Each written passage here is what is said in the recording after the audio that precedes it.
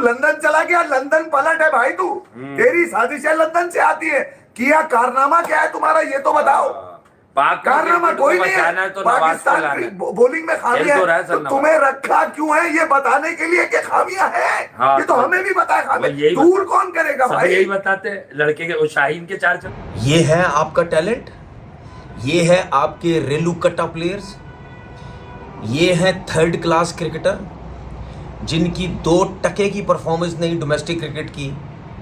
अब लोग मुझे बोलेंगे कि यार ये तो क्रिकेट खेला हुआ, ये किस किस्म की बातें कर रहा है, ये सिर्फ बाबर आजम और रिजवान के लिए बात करता है, बाकी तो किसी के लिए बात ही नहीं करता। था कि भाई हम यंग टैलेंट भेजेंगे, रिजवान बाबर बाहर करेंगे, और भाई पीट के थक गए कि पाकिस्तान में टैलेंट है ही नहीं। यंग की बात करो, सीनियर की बात करो, जूनियर की बात करो। हमारे बॉलर्स को 6 ओवर में 92 रन लगे हैं। साइफर ने 38 बॉलों पे 97 रन किए हैं, वो तो उसे रन नहीं मिले वरना फास्टेस्ट 100 कर जाता। हमारे शादाब खान जनरेशनल टैलेंट भाई 4 छक्के एक ओवर में पड़े हैं। जहदाद 2 ओवर। जो हारिस रऊफ साहब सोच रहे थे कि जब टीम हारती है तो सब खुश होते हैं, तो आप हारते क्यों हैं भाई। पहली चीज़ मेरे लिए कोई डिफरेंट चीज़ नहीं हुई। लास्ट टाइम जब बड़े बड़े ब्रेडमैन गए थे टीम के साथ, जिसमें बाबर, रिजवान, साइम, फ़कर, शदाब, इफ्तिखार, क्या कह रहे थे 4 छक्के तो आजकल T20 में लगी जाते हैं। बॉलिंग में खामियां है। अबे पॉइंट आउट करो किस पे खामी है जो पूरी नहीं हो रही। बोल लो ना, शाहीन का नाम डरते हो क्या।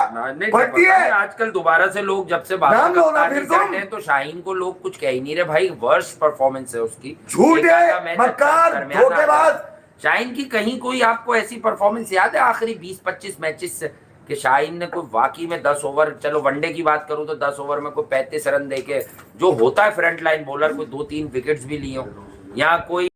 ये है आपका टैलेंट, ये है आपके रेलुकट्टा प्लेयर्स, ये है थर्ड क्लास क्रिकेटर जिनकी 2 टके की परफॉर्मेंस नहीं डोमेस्टिक क्रिकेट की। अब लोग मुझे बोलेंगे कि यार ये तो क्रिकेट खेला हुआ, ये किस किस्म की बातें कर रहा है, ये सिर्फ बाबर आजम और रिजवान के लिए बात करता है, बाकी तो किसी के लिए बात ही नहीं करता। मैं किसी और की बात करूं या ना करूं, मैं रिजवान बाबर आजम की बात करूं या ना करूं, मुझे सिर्फ प्लेयर्स बता दो कि जो आपने सेलेक्ट किए हैं क्या ये इस काबिल हैं कि T20 क्रिकेट में ये इंटेंट दे सके हमें।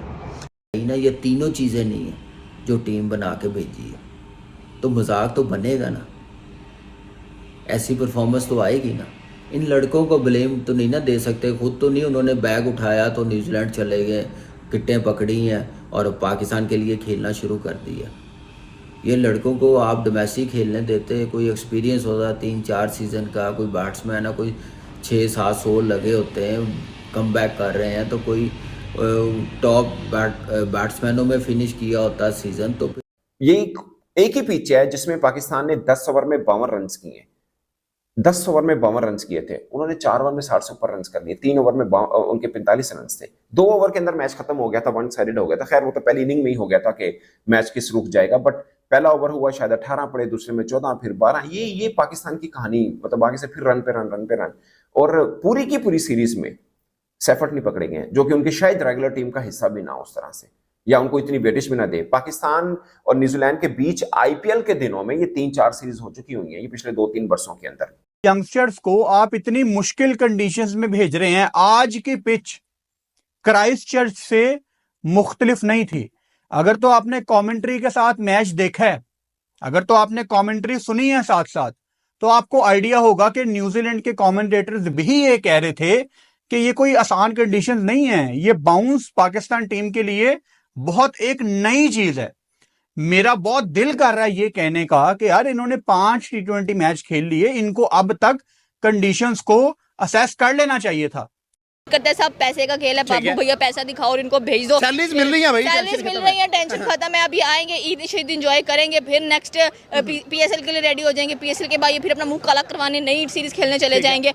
ये यंगस्टर से तो अच्छे हमारे बूढ़े ही हैं, जो पुराने हैं प्लेयर्स हैं, ठीक है, इनको तो बाहर निकाल के बस वही लाने चाहिए। मतलब कि ये यंगस्टर निकाल दे सारे, जो हैं निकाल देने चाहिए। पुराने बाबर को ले हैं, रिजवान को ले हैं, उनको वो सही है, वो उनसे फिर भी खेल लेते हैं। दिल टूट गया। हाँ, चैंपियंस ट्रॉफी का एक मैच देखा, उसके बाद नहीं देखी, हालांकि बहुत बड़ा, जो पता ही है कि हार नहीं है, तो बहुत बड़ा क्रेज। हाँ देख लेते हैं, बस जीत गए हैं, हार गए हैं, ठीक है, किसने कितना, ये ना कहे कि जीत गए, देख लेते हैं कि हार गए हैं, बस ये देख लेते हार गए हैं, किसने क्या किया। मतलब आप न्यूजीलैंड के एक कोने से दूसरे कोने में जा रहे हैं और आपको एक एलियन कंडीशंस में आपके यंगस्टर्स को एक सीरीज खेलने को मिली है। आज जो आप ये 4-1 से सीरीज हारे हैं, ये कलेक्टिव फेलियर है प्लेयर्स का और सबसे ज्यादा बढ़ के बोर्ड का।